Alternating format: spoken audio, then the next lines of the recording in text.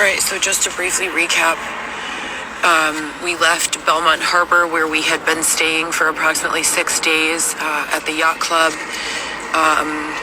in a tent, using electricity to provide heat to the tent, because some days it's gotten as cold as 30-something degrees.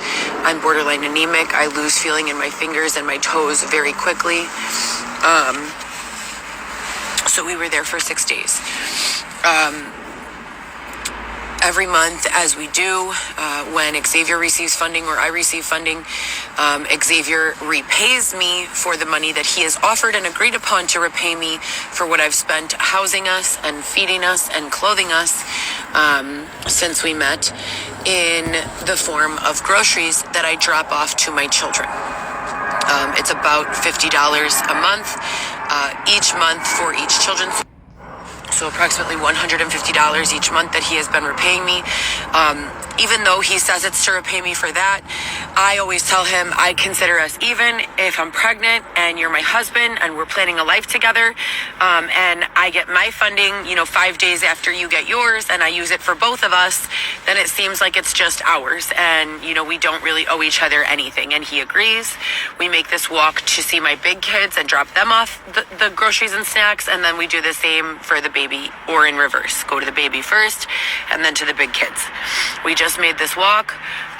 It's incredibly exhausting. It takes us 3 or 4 days. I got to hug my son. Didn't get to see either one of the girls, but I did drop off groceries for all three. And now we're up and heading back to the city because they don't have any resources in the suburbs.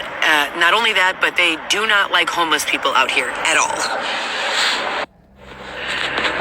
The city has 311, which is a central scheduling system that dispatches Salvation Army to place and evaluate every homeless request. I have been on that waiting list since 2021. 311. Every time you go to a hospital in the city, or a doctor's office, or a church, they give you, or law enforcement interacts with you, they give you a list about this long, really small type of shelters. You cannot get into any one of them without being placed there by 311. Again, as I said, I've been on the waiting list for 311 since 2021. I've been able to get my own apartment and multiple jobs in that time, and they still haven't called me back. I called them as recently as Friday of this past week that just passed, and they said the same thing, that there is nothing available. Maximum capacity at any one of these places is 50, and that they have been at capacity for several years. Northwestern Hospital said they have not been successful in having someone be picked up from 311 since the COVID 20. Now, in addition to all of this that's going on, so what do I say about the suburbs not liking homeless people? In the city, you can at least find somewhere to sleep. In the suburbs, it's not that way. And neither one of the city or suburbs have shown any sort of consistency or honesty or transparency with regards to shelters.